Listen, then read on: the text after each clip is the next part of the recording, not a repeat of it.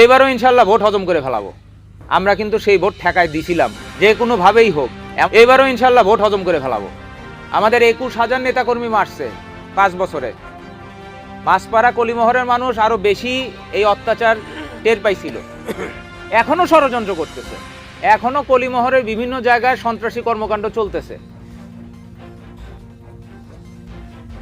সাম্প্রদায়িক উস্কানি দেওয়ার চেষ্টা করা হইতেছে।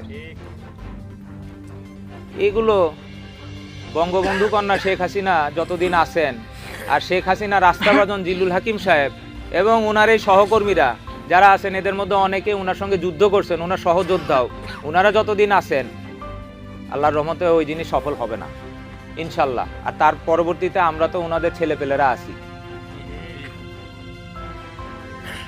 এখন এই জন্য এখন যে পরিবর্তিত পরিস্থিতি, এইবার ওরা জানে, এইবার যদি এরা মানে আমরা ভোটটা হজম করে ফেলতে পারি, যেটা তারা সর্বোচ্চ বাধা দেওয়ার চেষ্টা করতেছে, আমরা কিন্তু মানুষজনকে সঙ্গে নিয়ে করতেছি। আজকে 1995 সালে 15 ফেব্রুয়ারি তো তারা ভোট করছিল না? 2.5 মাস থাকতে পারছিল সরকারে? 2.5 মাসের বেশি থাকতে পারে নাই।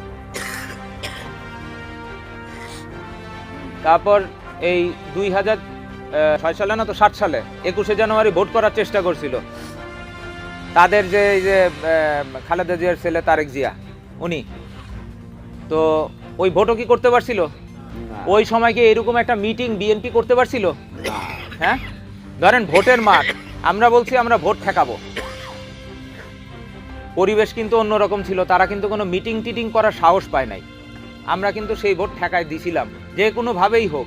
এমন একটা পরিস্থিতি তৈরি হয়েছে, সেনাবাহিনী ক্ষমতা নিয়ে নিছিল বা সেনাবাহিনী সমর্থিত সরকার চলে আসছিল।